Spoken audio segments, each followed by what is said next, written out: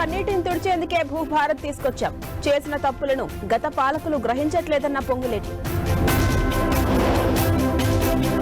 గాంధీ భవన్ లో మీనాక్షి నటరాజన్ వరుస సమీక్షలు. చేవెళ్ల, జహీరాబాద్ నియోజకవర్గాలపై రివ్యూ.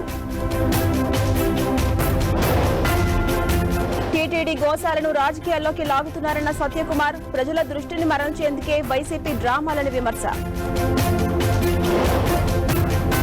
వైసీపీ నేత భూమన కరుణాకర్ రెడ్డిపై కేసు నమోదు. గోవుల మరణాలపై అసత్య ప్రచారం చేశారని ఫిర్యాదు. ఎలాన్ మస్క్ కు ప్రధాని Modi phone call. Technology, innovation రంగాల్లో సహకారంపై సంభాషణ.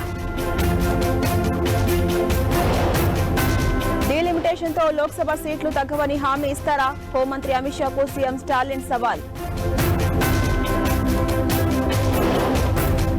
దేశవ్యాప్తంగా మూడో రోజు కాంగ్రెస్ ఆందోళనలు. ఛార్జ్షీట్లో రాహుల్, సోనియా పేర్లు చేర్చడంపై నిరసన.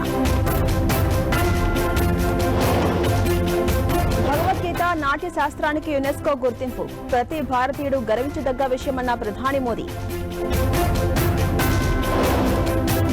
మావోయిస్టులకు మరో ఎదురుదెబ్బ. ఛత్తీస్గఢ్ లో 22 మంది లొంగుబాటు.